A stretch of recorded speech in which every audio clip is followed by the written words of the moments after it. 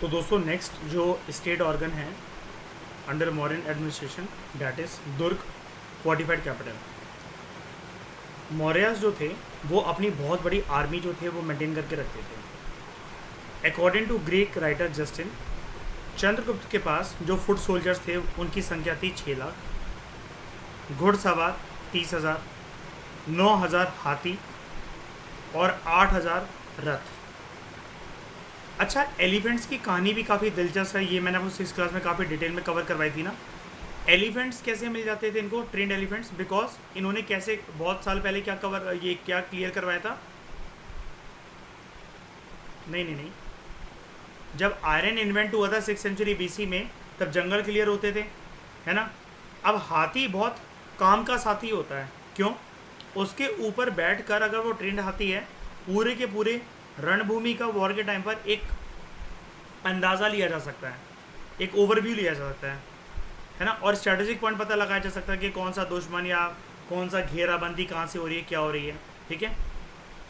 तो although it seems to be an exaggerated figure कि यार चंद्रगुप्त मौर्य के टाइम पर ये बात हो रही है, तो अशोक के टाइम पर तो आप इमेजिन कर लो यार, 8,000 रथ एक चीज़ होती है, 9,000 हाथी, 6 लाख फुट सोल्जर्स।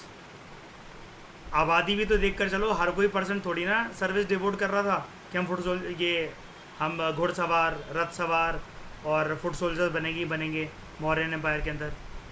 चलो कोई बात नहीं, लेकिन एग्जैजरेटेड फिगर भले ही है, ये ऐसा ग्रीक राइटर जस्टिन का कहना था। But the position of a large army by Mauryas cannot be doubted. Number को हटाओ साइड, लेकिन ये बोलना कि मौर्यस के पास आर्मी काफ़ी अच्छी खासी थी, ये सही बात है। हायर ऑफिसर्स कॉल्ड अंत महामत्तास, they were responsible for the security of frontier forts. जो टेरिटरी होगी कोई भी, जैसे टेरिटरी है मगर,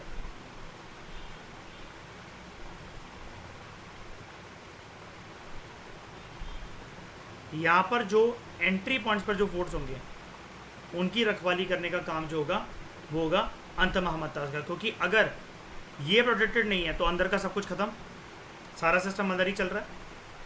इसको राजमहल मत समझ लेना, मैं एक रीजन बता रहा हूँ। जैसे याद है हड़प्पा में भी हम पढ़ते थे कि धौलावीरा के पास, धौलावीरा के कंटेक्स में 3 गेट थे उसमें एंटर होने के, उस सिटी में, है ना। तभी तो हमें वो साइन बोर्ड मिला जिससे हम अंदाज़ा लगाते हैं कि हाँ ये सिटी की एंट्री का साइन बोर्ड होगा ये, और ऐसे और भी बोर्ड रहे होंगे। तो Kautilya gave detailed direction for the construction of the main fort in the capital city, जैसा कि मेन फोर्ट है ये। He recommends that troops should be stationed along the approaches to the fort.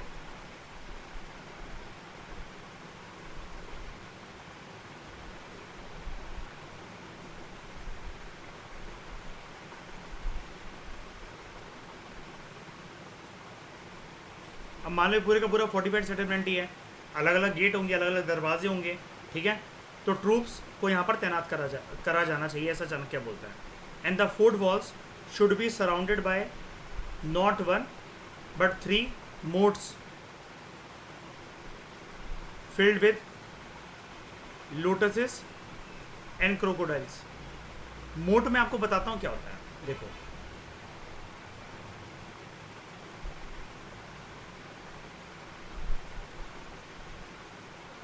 किले के अंदर अगर आप एंट्री कर भी लो ना,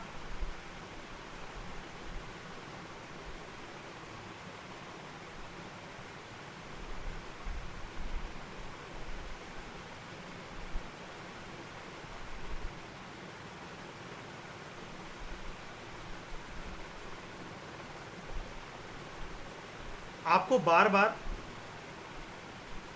एक यहाँ पर अगर जाना है, बार बार कुछ अड़चनों का सामना करना पड़ेगा। छोटी सी जगह होगी,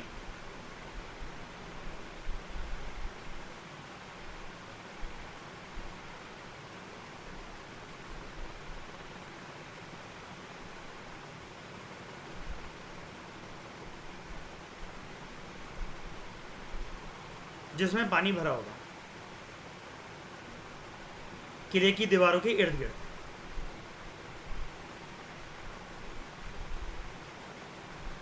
ठीक है।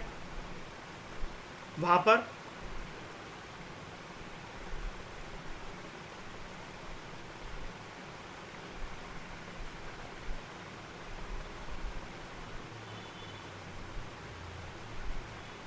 कमल के फूल भी होंगे, प्लस क्रोकोडाइल भी होंगे। इसका रीज़न ये था, अगर आप मेहमान हो, प्यारे तरीके से घुस रहे हो तो चलो कोई बात नहीं, आपको क्रॉस करवा के मेन सेंटर तक या आपको किले के अंदर जहाँ तक जाना है, जिससे भी मिलने जाना है, वो आपको पहुँचा दिया जाएगा। लेकिन अगर आपने आक्रमण करने के पर्पज़ से अगर आप अंदर एंट्री मार रहे हो, तो सोल्जर्स फिर यहाँ पर भी होंगे, इधर भी होंगे। वो कोशिश ये करेंगे कि आपको वो मार नहीं पा रहे हैं ना, लेकिन इस पानी वाले रास्ते से आप क्रॉस कैसे करोगे, आपको वो यहीं ढेर कर देंगे। और यहाँ ढेर करने के बाद सोल्जर भले ही नहीं मार पाएंगे आपको मगरमच्छ खा लेंगे।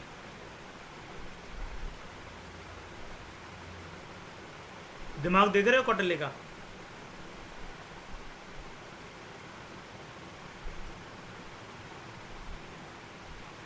क्या गड्ढा खोद के, मतलब काइंड ऑफ, मैं आपको दिखा देता हूँ कैसा होता है।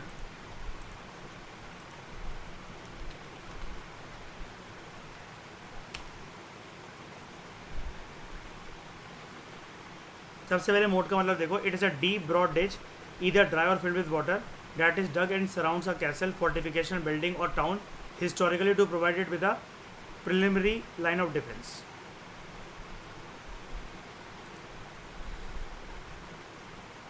जी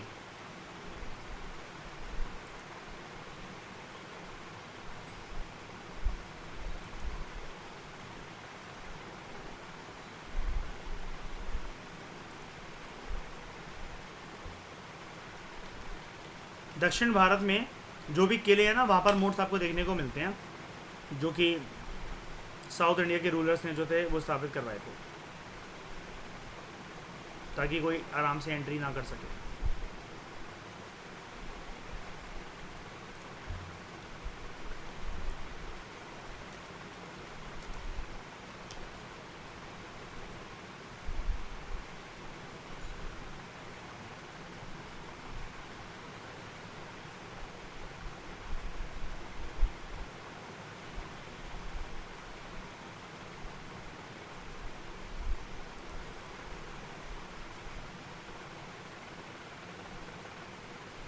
मान लो कि जैसे अशोक के पास ये फोर्टिफाइड वॉल्स है, कोई जगह है, और वहाँ पर वो ऐसे क्रोकोडाइल से रिलीज़ करवा रहा है।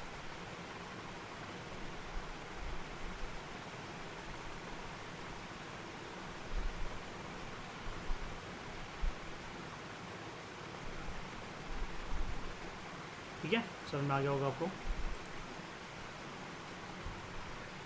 तो he also suggest that, Chanakya ही बोल रहा है ये सब कुछ, that fort should be provided with plenty of supplies to tide over sieges। मतलब अगर कभी घेराबंदी या घेराव अगर हो जाए तो फोर्ट के अंदर काफ़ी समय के लिए, सर्वाइवल के लिए सामान रहना चाहिए, जो भी अंदर अगर कोई भी रूलर्स या जो सोल्जर्स हैं, अगर वो उनका घेराव अगर हो गया है, अगर ये क्रोकोडाइल और ये वाली स्ट्रैटेजी भी अगर काम नहीं कर पा रही, तो ताकि वो सूझबूझ से, समझ से अपने आप को प्रोटेक्ट कर सकें, और पर्याप्त मात्रा में अनाज वगैरह या खाने पीने का सामान जो है वो वहाँ पर होना चाहिए, फैसिलिटीज़ होनी चाहिए। And it should have numerous secret escape routes also, जो कि सिर्फ उस फोर्ट में रहने वाले सोल्जर्स को ही, ट्रूप्स को ही पता हो। Kautilya strongly approves of a standing army, यानी कि इन्फेंट्री। और कौटिल्य कहता था, उसका कहना ये था कि हर एक कास्ट से आर्मी रिक्रूट होनी चाहिए, कोई कहीं से भी आ रहा है, कोई फ़र्क नहीं पड़ता, which was suppose to be recruited from all the 4 varnas. They were to be adequately trained and maintained by the state. सेनापति और नायक ये इंपॉर्टेंट मिलिट्री ऑफिसर्स थे, under whom there were several adhyaksha और superintendent of different wings and units of the army. Megasthenes ने Indica में ये बताया था कि डिफरेंट आर्मी की ब्रांचेस का जो एडमिनिस्ट्रेशन जो था, it was carried out through a war office comprising 30 members. और ये जो 30 लोग थे, they were experts in different branches of military art and science. ये भी 6 बोर्ड्स में डिवाइड होता था विद 5 मेंबर्स ईच। अभी आपने जो पहले पढ़ा था वो किस कंटेक्स्ट में पढ़ा था आपने? जनपद, टेरिटरी या पॉपुलेशन। उसके लिए 6 बोर्ड क्या थे? ठीक है, एडमिनिस्ट्रेशन सिस्टम कैसे कैरी आउट करा जा सकता था वो आपने व्यापार उसके कंटेक्स्ट में सुना था। अब जो बात हो रही है मिलिट्री की, ट्रूप्स की, सोल्जर्स की, टेरिटोरियल प्रोटेक्शन की, उस टर्म्स में भी there were 6 boards of 5 members each, और यहाँ पर 6 कमेटी ऑफ 5 मेंबर ईच। समझ रहे हो? सेम चीज़। एक होगा बोर्ड ऑफ या committee of admiralty, they were to be in charge of navy, though interestingly Kautilya does not mention the navy. Board of infantry headed by पध्यक्ष, board of cavalry headed by अश्वध्यक्ष, board of war chariots. War chariots मतलब क्या होते हैं? रथ जो कि युद्ध के मैदान में यूज करे जाएंगे, हेडेड बाय रथ अध्यक्ष। Board of war elephants headed by हस्ती अध्यक्ष, and board of transport and supervision of equipment, जो मतलब रणभूमि में जो भी चीज़ें काम आएंगी दुश्मन को हराने के लिए, कोई भी तलवारें या कुछ भी हैं।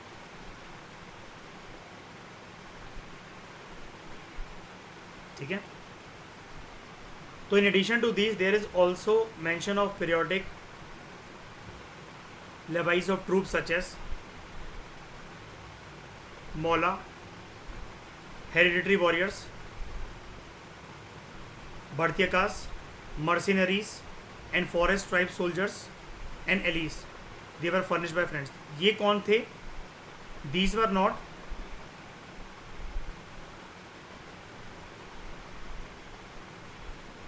ये तो थे परमानेंट ट्रूप्स,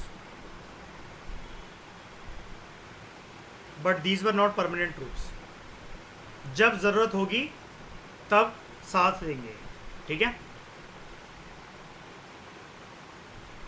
उसके बाद स्टेट का 5th इंपॉर्टेंट ऑर्गन, कोष, ट्रेजरी। मौर्यस जो हैं they use to maintain a huge standing army, और large number of state officials को वो जो थे वो एम्प्लॉय करते थे।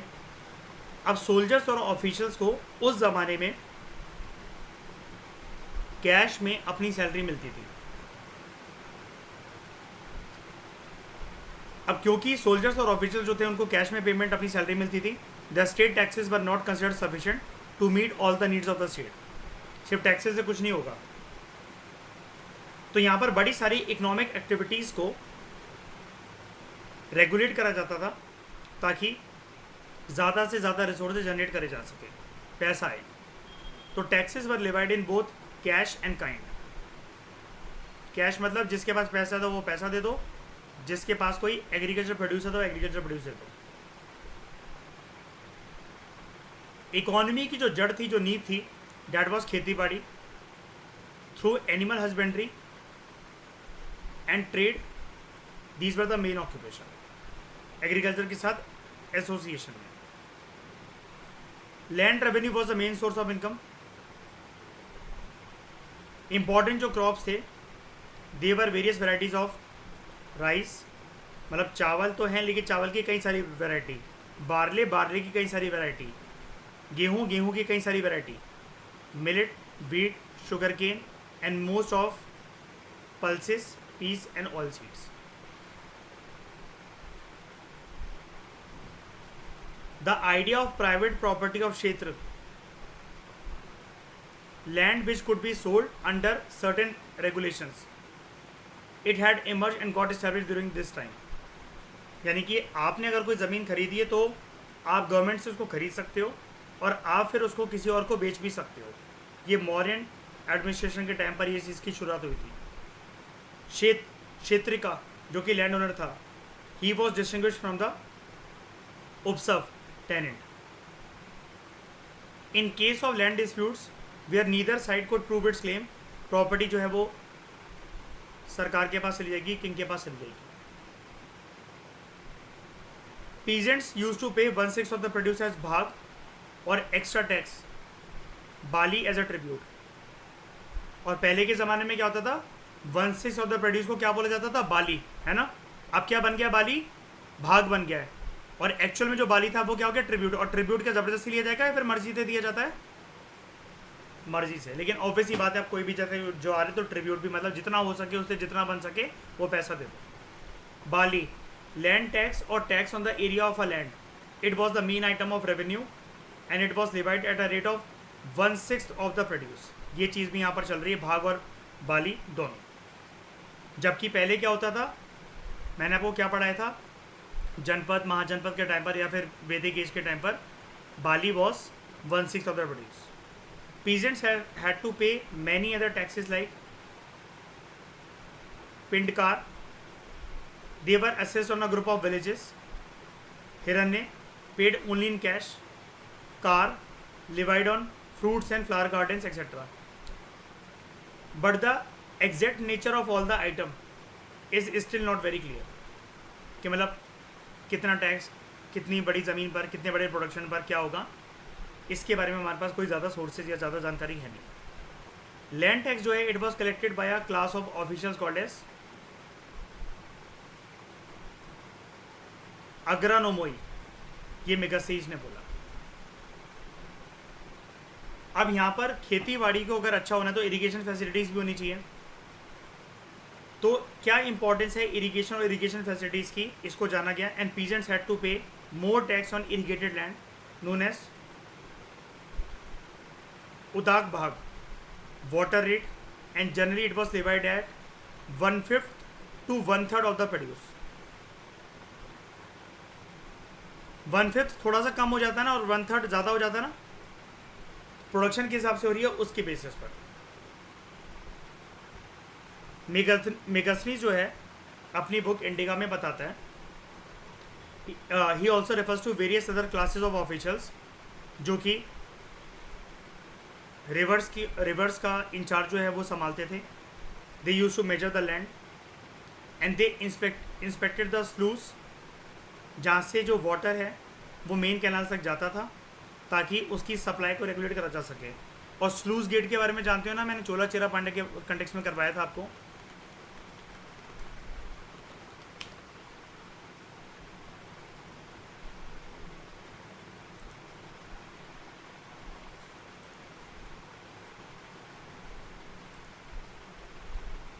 ये अभी ये हिस्सा खोल दिया गया तो पानी जो है वो यहाँ से आ सकता है आराम से। जब ये बंद कर दिया जाएगा तो पानी नहीं आ सकता इधर तक, लाइक दिस। अभी फ्लो हो रहा है आराम से, और नीचे अगर दबा दिया गया ऊपर पूरा ऊपर उठा दिया गया तो फिर पानी नहीं आ पाएगा यहाँ पर।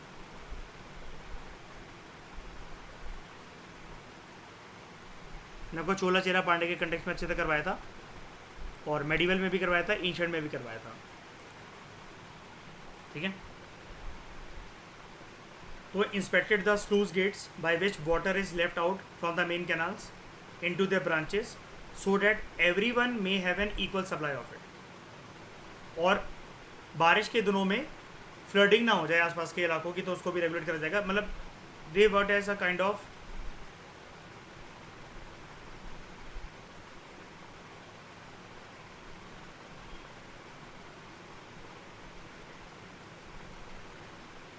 एम्बार्कमेंट्स for water supply. Resource base को मल्टीप्लाई करने के लिए, उसको बढ़ाने के लिए modern state they founded a new agricultural settlements के ऐसे इलाके जिनको बोला गया वर्जिन लैंड्स, मतलब जो आज तक कोई यूज़ नहीं कर रहा है, ऐसे पड़े हुए हैं, ठीक है। यहाँ पर किसी न किसी प्रकार की खेती बाड़ी हो, और ऐसे लैंड्स को बोला गया था जिन पर अभी तक किसी प्रकार की कोई कल्टीवेशन नहीं हो रही, लेकिन कल्टीवेशन होनी चाहिए। शून्य निवेश, ज़ीरो से इन्वेस्टमेंट कर यहाँ पर जो है कल्टीवेशन को हमें स्टार्ट करना है। और एटलीस्ट एक एक्स्ट्रा इलाका अगर खेती बाड़ी के दायरे के अंदर आएगा तो ऑब्वियसली बात है फूड प्रोडक्शन बढ़ेगी, जो कि लोगों की बढ़ती हुई आबादी की मदद करेगी। तो people from over populated areas, slaves prisoners of wars. They were brought to these new settlements to work on the fields. ये जो गांव थे, लोगों को समझाया गया ये ज़मीन राजा की है, and they were looked after by government officials called सीत अध्यक्ष, superintendent of agriculture. Share cropping भी एग्जिस्ट करती थी on both state owned and privately owned land. जैसे राजकुमार शुक्ला एक शेयर क्रॉपर था मॉडर्न इंडियन हिस्ट्री के कंटेक्स्ट में, जो गांधी जी को लेने आता है और गांधी जी को पॉपुलर बनवाता है. ठीक है. Kautilya refers to different kinds of sharecroppers who were working on the state owned land such as अर्धसीतक, they kept half of the produce, and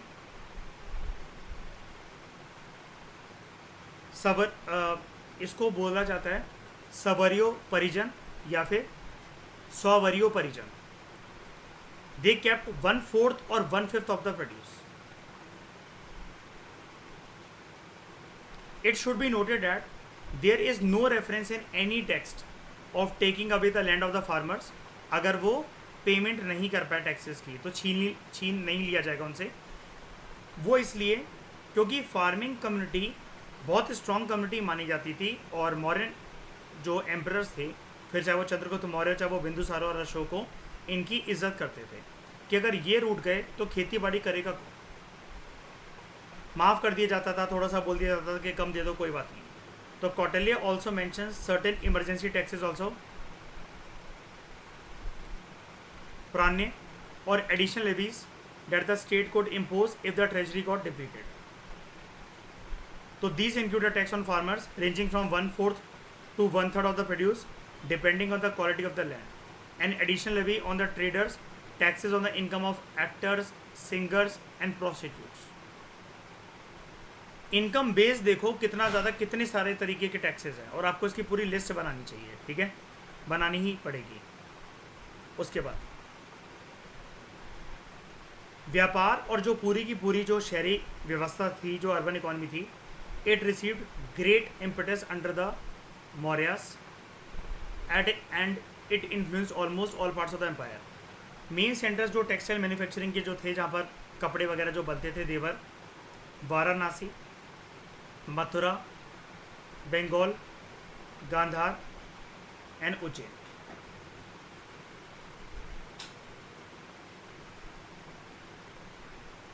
State also functioned as an entrepreneur and state-run textile workshops were placed under सूत्र अध्यक्ष and chariot workshops under रथ अध्यक्ष. Mining और metallurgy के काम भी होते थे यहाँ पर, जिनको काफ़ी इकोनॉमिक अर्थव्यवस्था के तौर पर इकोनॉमिक एक्टिविटीज़ माना गया इंपॉर्टेंट वाली. And mine officer was called अराक अध्यक्ष. कौटिल्य अर्थशास्त्र में बताते हैं, उन्होंने डिस्क्राइब करा फॉरेस्ट को, पैस्चर्स को. पैस्चर्स कौन सी ज़मीन होती है जहाँ पर आप अपने गाय भैंस भेड़ बकरियों को चरवाने लेकर जाते हो. And mines they were regarded as state property. व्यापार कैसे होता था? इनलैंड व्यापार होता था through land and river routes, और इंटरनेशनल व्यापार भी लैंड एंड रिवर रूट्स के through. Pataliputra was also connected through various trade routes with all parts of the subcontinent. Main centre of trade north west इलाके में जो था वो था Takshashila, which was further connected with Central Asian markets. तम्रलिप्ति, इसको तामलुक भी बोला जाता था, वेस्ट बंगाल के अंदर ये एक इलाका था in the east, and Bharuch, Broach in the west. They were important sea ports. यानी कि वेस्टर्न कॉर्नर ऑफ इंडिया पे कौन सा सी पोर्ट? ब्रोच, और ईस्टर्न कॉर्नर ऑफ इंडिया पे बे ऑफ बंगाल की साइड तम्रलिप्ति. क्राफ्ट एक्टिविटीज़ जो थी ये भी एक मेजर सोर्स ऑफ रेवेन्यू थी स्टेट के लिए. जो कारीगर जो थे, आर्टिसंस यानी कि कारीगर जो कि शहरों में रहते थे, उनको टैक्स पे करना पड़ता था कैश में, या जो भी वो आर्टिकल्स बना रहे हैं उसमें काइंड में, या फिर राजा के घर जाकर कुछ रिक्वायर्ड नंबर ऑफ डेज के लिए फ्री में काम करो. इसको बोला जाता था विश्ती, फोर्स लेबर. अर्थशास्त्र मेंशंस वेज लेबर ऑल्सो, कर्मकार, bonded labour and slave labour also. das and ahitakas, that is those placed to creditors when contracting a debt. इनको गिरवी रखवा दो. जो व्यापारी थे और जो कारीगर थे, they were organized in corporate associations called श्रेणीज, गिल्ड्स या पग, उनके राइट्स को प्रोटेक्ट करने के लिए. And these guilds were headed by ज्येष्ठक. They also acted as first bankers ना, लोन वगैरह भी देते थे ना. जो मौर्यस थे, they were responsible for the introduction of iron on a large scale in different parts of the subcontinent. They maintained a monopoly over the production of iron. इसकी demand काफ़ी ज़्यादा थी by the army, industry and agriculture. और obviously बात है 6th century BC के आसपास इसकी डिमांड तो और ज़्यादा बढ़ गई थी, तब से बढ़ती चली जा रही है ना. तो it was done through the official called लोहा अध्यक्ष. अर्बन टैक्सेस इंक्लूड शुल्क, they were duties on imported and exported goods and excise duties on local manufacturers. कुछ जो इम्पोर्टेंट ऑफिशियल्स थे वो कौन थे? पान्याध्यक्ष, officer in charge of trade, price fixation and sale of goods produce by state run manufacturing units. यानी कि kind of अगर कोई गवर्नमेंट प्रोडक्ट है, PSU या PSC के द्वारा बनाया जा रहा है, मान लो कि आज के समय में, तो उसका प्राइस कितना होगा, सेल बिक्री कितनी होगी, कितने गुड्स वो बनाए जाएंगे, ये चीज़. जैसे आपने देखा ना अभी, टेक्सटाइल मैन्युफैक्चरिंग प्राइवेट लोगों के द्वारा करी जाती थी, लेकिन state also function as a entrepreneur and state run textile workshops were there. और सूत्र अध्यक्ष इसका ध्यान रखता था. ठीक है.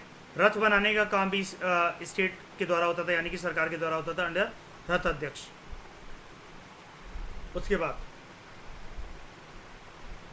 संस्थ अध्यक्ष superintendent of markets, rupa adhyaksha inspector of coins,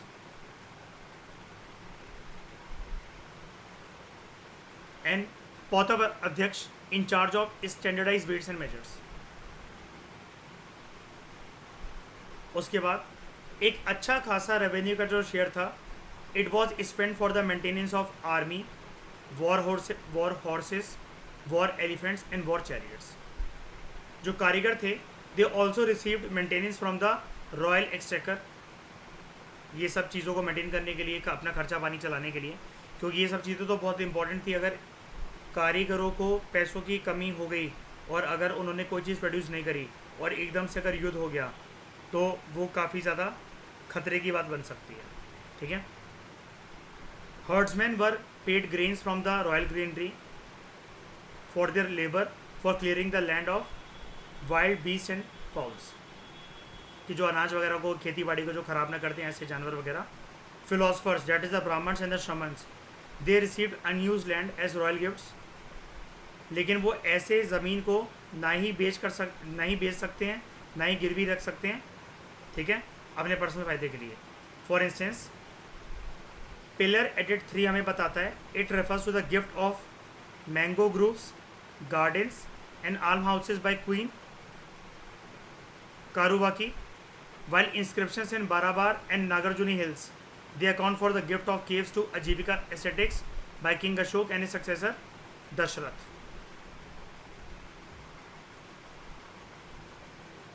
जो बच्चे थे ब्राह्मण के और handicapped people, they were exempted from paying taxes.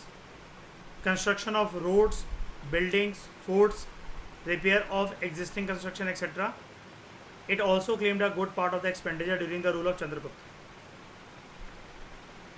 यहाँ पर लेकिन प्रॉपर तरीके से हमें बैंकिंग सिस्टम का कोई एविडेंस देखने को नहीं मिलता है. बट यूजुअली, मैं यूजुअली नहीं बोल रहा हूँ, इस वर्ड को हाईलाइट कर रहा हूँ, यूजुअली लैंड, इसका मतलब क्या होता है? Lending of money at a high interest rate, it is often mentioned. Though ironically Megasthenes claim that Mauryas did not know about money lending. ठीक है, पागल बनाने वाली बातें इंडिका बुक के अंदर. पंच मार्क सिल्वर कॉइन्स जो थे, they carried the symbol of peacock, hill and regent. It formed the imperial currency of the Mauryas. Thus there was not only extensive state participation in the economy, but state also exercised great regulation and control over the economy.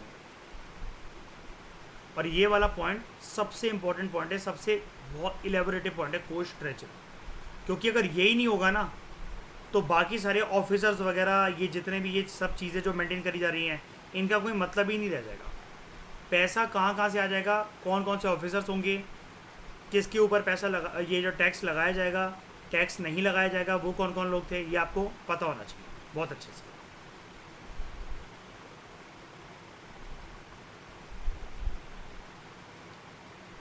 उसके बाद डंडा या बल, दंड या बल, justice और force, sixth organ of the state. अच्छा, पंचमार्ट कॉइन्स तो जानते हो,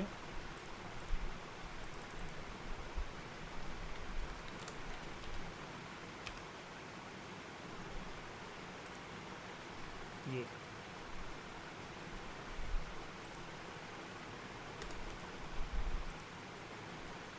मौर्य एम्पायर के टाइम वाले,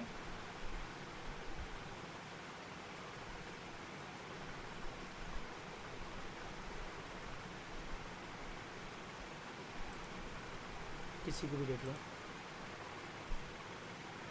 ठीक है।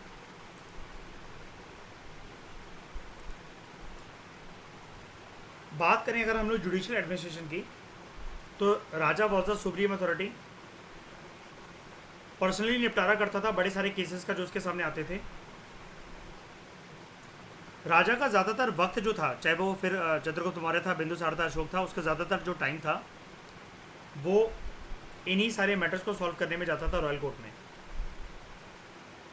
वो नहीं चाहता था कि केसेस जो हैं वो पेंडिंग हो और जो लोग हैं वो दरख्वास्त जो कर रहे हैं उनकी जो नज़रें जो उम्मीद से भरी हुई हैं वो निराश हों।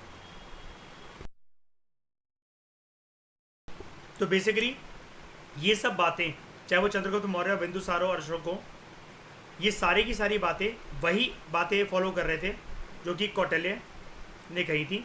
और specially when it comes to Chandragupta Maurya, उसने ये जो चीज़ अपने कोर्ट में शुरू मतलब ये जो शुरू करी कि हाँ केसेस पेंडिंग नहीं रहने चाहिए, केसेस का निपटारा मैं खुद करूँगा, ये कौटिल्य ने उसको समझाया था, जिसने अपनी बुक अर्थशास्त्र में बोला था, when in court raja shall never causes petitioners to wait at the door, for when a king makes himself inaccessible to the people and entrust his work to his immediate officers.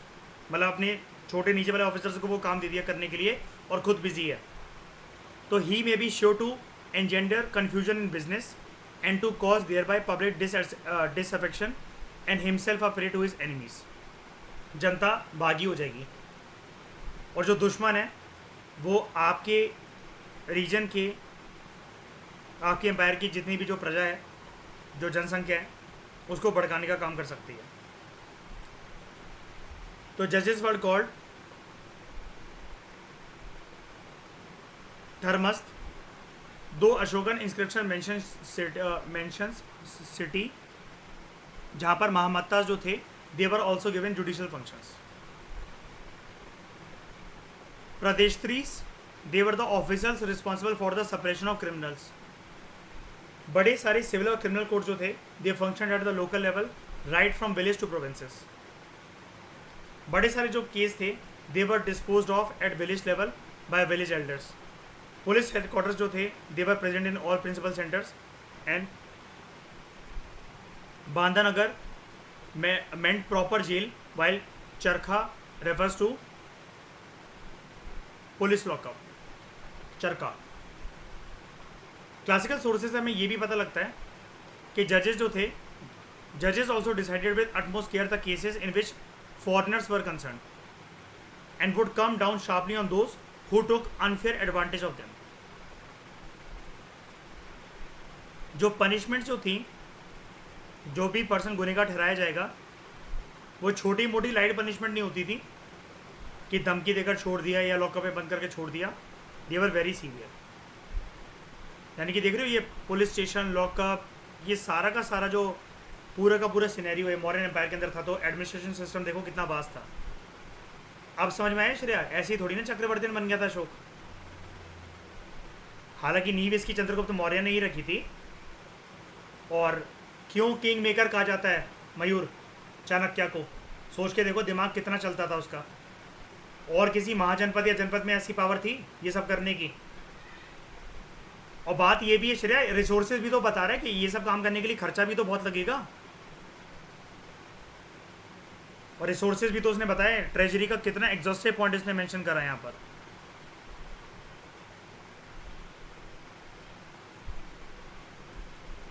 Decapitation, amputation of limbs, fines and forfeitures, they were different types of punishment prevailed at that time। यानी कि छड़ी मारकर जो है वो छोड़ देना, हाथ पैर काट देना और प्राइवेट ऑर्गन्स काट देना, और आपके पास जो भी चीज़ है, घर बार प्रॉपर्टी खेती बाड़ी सबके ऊपर कब्जा कर लेना राज्य के द्वारा। The nature of punishment dependent on the nature, gravity and circumstances and also on the varna of the offender.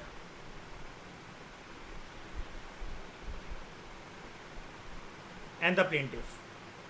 Generally dvija या हायर वर्णास, द्विज याद है, ट्वाइस बोर्न, किसको बोला जाता है? किसको बोला जाता है? जनेऊधारी को, है ना, जनेऊधारी को, जो वाइट थ्रेड सीक्रेट थ्रेड पहनते हैं ना। They were given lighter punishment than the lower ones. Though in pillar एडिट 4 Ashoka claims that he had introduce samata, fairness in the judicial procedure. और ये चीज़ स्पेशली इसने पक्का करी भी होगी आफ्टर कलिंग युद्ध, और जब ये धम्म के बाद पर आ गया था ना। लेकिन उस टाइम पर पनिशमेंट भी इतनी हार्डर नहीं होती थी। फिर लोग भी सोचते थे अरे करो कोई बात नहीं यार, गुनाह करो, अब तो ये बहुत अच्छे बात पर आ गया है। ये तो कहता है कि मर्डर कर आए हो किसी का, कहता है मेडिटेशन करो, अपना हृदय परिवर्तन करो। तो सेम एडिट refers to 3 day respite for those who were condemned to death to appeal the decision. जिनको मौत की सज़ा सुनाई गई है, 3 दिन की उनको अनुमति मिलती थी कि हाँ तुम दोबारा अपना ये जो जुडिशरी ने जो भी डिसीजन जो दिया है उसको रीअपीलिंगली डाल सकते हो, उसके लिए हाँ उसके अगेंस्ट अपील कर सकते हो। हमारे जुडिशियल सिस्टम में भी ऐसे ही होता है, रेस्पेक्ट का प्रोविजन है, बिल्कुल है। और मौत की सज़ा होने पर हम लोग कर सकते हैं जुडिशियल रिव्यू, राजा को भी बोल सकते हैं, यानी कि प्रेसिडेंट को बोल सकते हैं, ठीक है। Which indicates that death penalty was present even during Ashoka's time. तो 4 sources of law are mentioned by Kautilya: dharma, secret law, royal proclamation, vyavahara, usage, charitam, customs and precedents, and rajashasana, कि कैसे इन ऑर्डर्स का, इन सारी चीज़ों का पालन करना है। और दंड नीति क्या होगी पूरी की पूरी, जो कि हमने यहाँ पर हमारा टाइटल था, दंड या बल, जस्टिस या फोर्स का यूज़ कब करना है, किसको जेल की सज़ा होगी और किसको मौत की सज़ा होगी। 7th ऑर्गन सबसे इंपॉर्टेंट आपके सर्वाइवल के लिए,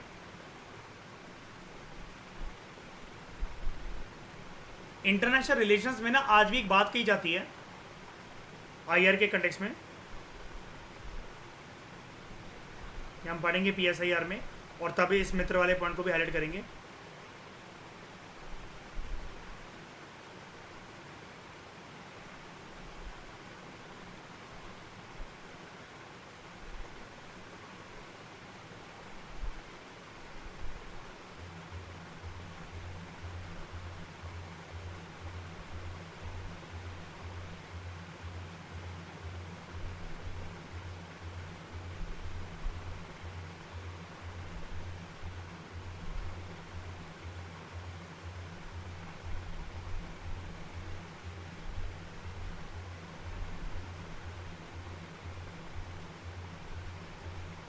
You cannot change your neighboring states, but you can change your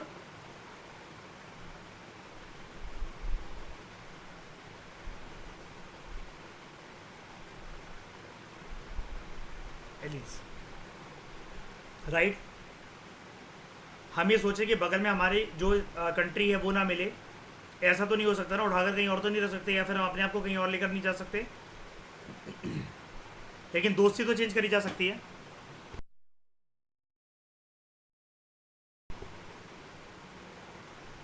ये भी एक हुक्म का इक्का होता है। इंटरनेशनल रिलेशंस के कंटेक्स्ट में, याद है। और ये हुकुम का इक्का काम आया था क्यूबन मिसाइल क्राइसिस में, जब क्यूबा की हिम्मत बढ़ गई थी, यूएसएसआर ने जब न्यूक्लियर वेपन इंस्टॉल करवाए थे वहाँ पर। नेबरिंग स्टेट जो था वो था यूएसए के पास, है ना, लेकिन एली कौन, USSR.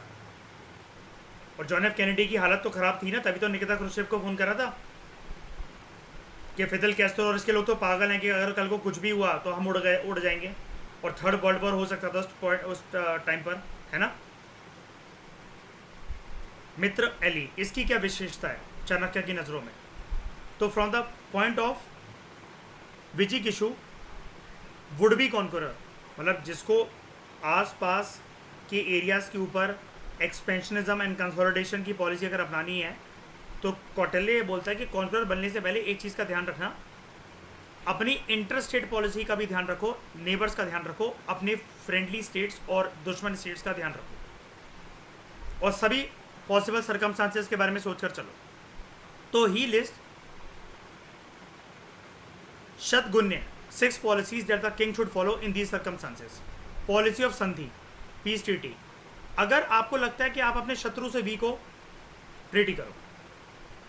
Policy of vigraha, hostility, if you think you are stronger than the enemy, wage a war. Policy of asana, keeping quiet, if one's power is equal to that of the enemy, चुप रहो। Kind of situation of cold war.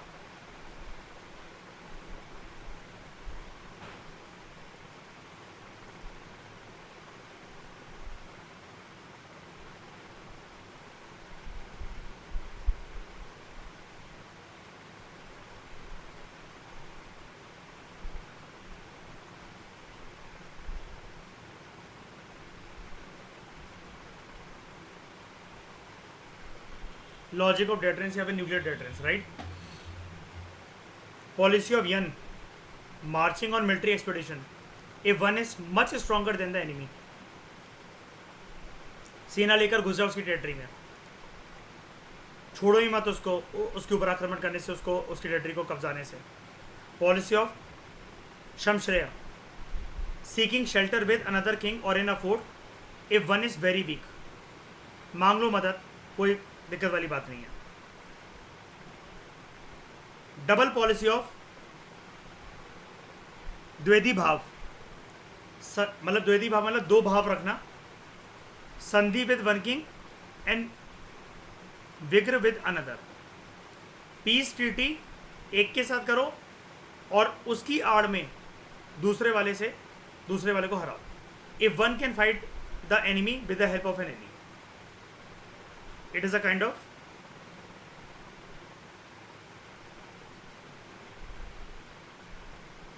alliance system. तो मौर्य जो थे, they had great diplomatic relations with various Hellenistic kingdoms and even South Asian countries. Probably they had a full-fledged department of foreign affairs for the same. अर्थशास्त्र के अंदर there is a mention of certain diplomatic post of, ध्यान से सुनना, निस्री, हर्थदत्त, full-fledged ambassador, Pari, मिथ्रादत्त could not go beyond his instruction in negotiation, मतलब जो तुम्हें बोला नहीं गया वो वाली संधि करके मत आना किसी के साथ। और ससन, हरदत्त, स्पेशल मैसेंजर। तो ये कुछ टर्म्स जो ऐसे कि मैंने आपको बताया था, कुछ आपको नए लग सकते हैं और होंगे भी आपके लिए नए लग कह सकते हैं, बस ये आपको याद करने पड़ेंगे। ये आपका पूरा का पूरा डिटेल में एग्जॉस्टिव तरीके से मैंने आपको मॉडर्न एडमिनिस्ट्रेशन जो था वो कवर करवाया। और